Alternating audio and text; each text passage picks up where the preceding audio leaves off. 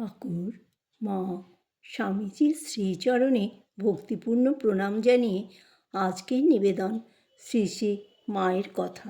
স্বামী ঈশানানন্দ।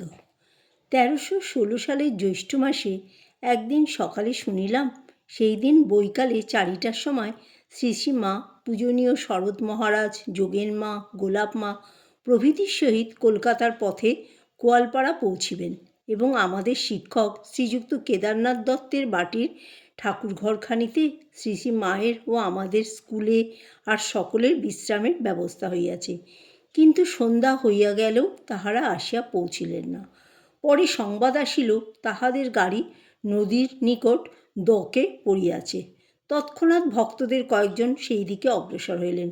ক্রমে রাত্রি 10টা আন্দাজ সকলে আসিয়া পৌঁছিলেন।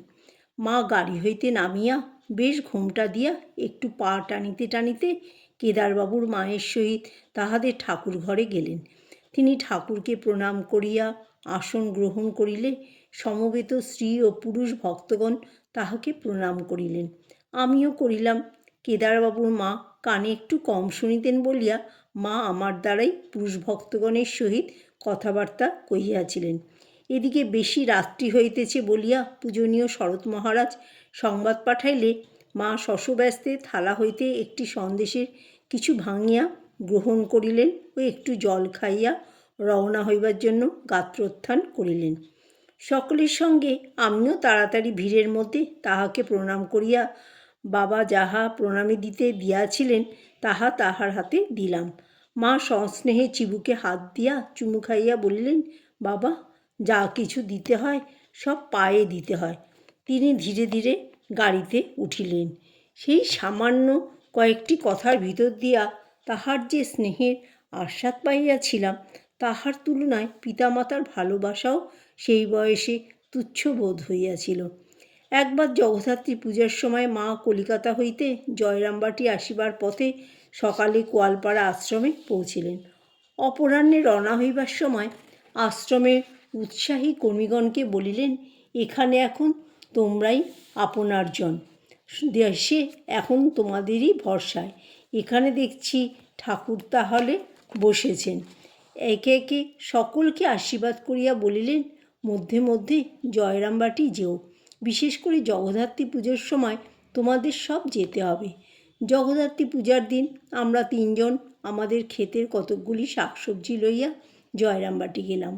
মা আমাদের দেখিয়া খুব আহ্লাদিত হইলেন ও বলিলেন, এখানে তরকারিপাতি সবসময় মেলে না, মাঝে মাঝে বড় মুশকিলে পড়তে হয়, তা ঠাকুরই তোমাদের দিয়ে সব যোগাবেন দেখছি। সেই সময় হইতে তিনি যখনই দেশে থাকিতেন আমরা সপ্তাহে 2-3 দিন আশ্রমের দৈনন্দিন কার্য শেষ করিয়া কখনো বাগান হইতে কখনো বা হাট হইতে কিনিয়া তাহার জন্য তরকারি লইয়া যাইতাম। কোনো কোনো দিন গিয়া দেখিতাম মা শুইয়া আছেন। আমরা তাহার নির্দেশ মতো জিনিসগুলো যথাস্থানে রাখিয়া প্রণাম করিলে তিনি মাথা একটু তুলিয়া তোমাদের চৈতন্য হোক, ভক্তি বিশ্বাস হোক বলিয়া আশীর্বাদ করিয়া কিছু মুড়ি লইতে বলিতেন।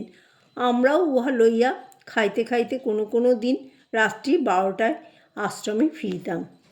একদিন শীতকালে কতকগুলি তরকারি ও কিছু গাওয়া ঘি প্রভৃতি মাথায় লইয়া গলদঘর্ম অবস্থায় সন্ধ্যার সময় আমরা জয়রামবাটি পৌঁছিলাম। ঘি প্রথমে মামিদের মধ্যে একজন আমাদের অবস্থা দেখিয়া বলিলেন, ভক্ত হইলেই কি যত কষ্ট, বোঝা বয়ে ছেলেদের তো মাথা গেল। শ্রী মা ওই কথা শুনিয়া বলিলেন, ওদের মাথা কি আর আছে, যার মাথা তাকে দিয়ে দিয়েছে। তারপর অতি স্নেহে মাথায় হাত দিয়া আশীর্বাদ করিলেন।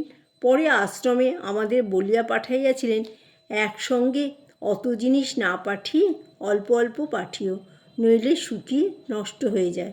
ইহার পর আমরা অল্প মোট লইয়া ঘন ঘন তাহার নিকট যাইতাম।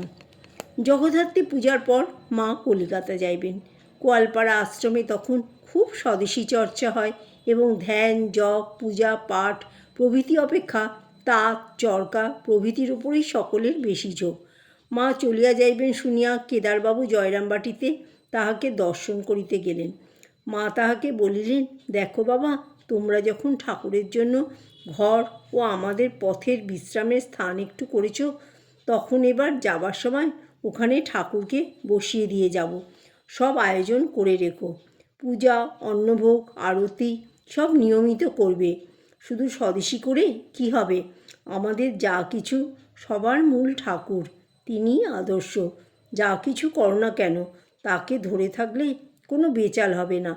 কেদারবাবু বলিলেন, স্বামীজি তো দেশের কাজ করতে খুব বলেছেন। তিনি আজ বেঁচে থাকলে কত কাজই না দেশের হতো। ইহা শুনিয়া মা তাড়াতাড়ি বলিতেছেন, ও বাবা, নরেন আমার আজ থাকলে কোম্পানি কি আর তাকে ছেড়ে দিত? জেলে পুরে রাখত? আমি তা দেখতে পারতুম না। নরেন যে খাপখোলা তরোয়াল। বিলেত থেকে ফিরে এসে আমাকে বললে, মা, আপনার আশীর্বাদে এ যুগে লাফিয়ে না গিয়ে তাদের তৈরি জাহাজে চড়ে সে মুল্লুকে গিয়েছি। সেখানেও দেখলাম ঠাকুরের কি মহিমা। কত সজ্জন লোক আমার কাছে তার কথা মন্ত্রমুগ্ধের মতো শুনেছে এবং এই ভাব নিয়েছে। তারপর বলিলেন, তারাও তো আমার ছেলে, কি বলো? প্রসঙ্গক্রমে দু একটি ঘটনা মনে পড়িতেছে। একবার পুজোর সময় আমার মামাদের ছেলেমেয়েদের জন্য কিছু কাপড় কিনিবার ভার মা আমার উপর দেন। আমি সব দেশি কাপড় লইয়া যাই। মেয়েরা অধিকাংশই অপছন্দ করিলেন এবং তাহাদের নিজেদের পছন্দ মতো ফরমাস করিতে লাগিলেন। আমি উত্তেজিত হইয়া বলিলাম, ওসব তো বিলেতি হবে, ও আবার কি আনব? শ্রীশ্রীমা এক পাশে বসিয়াছিলেন। তিনি একটু হাসিতে হাসিতে বললেন, বাবা, তারাও তো আমার ছেলে। আমার সকলকে নিয়ে ঘর করতে হয়। আমার কি একরোখা হলে চলে? ওরা যেমন যেমন বলছে তাই এনে দাও। পরে দেখিতাম কাহারও জন্য কোনো বিলাতি দ্রব্য আনাইতে হইলে মা আমাকে না বলিয়া অপরকে দিয়ে আনাইতেন। কাহারও ভাবে আঘাত দেওয়া তাহার স্বভাব বিরুদ্ধ ছিল। জয় মা শারদা।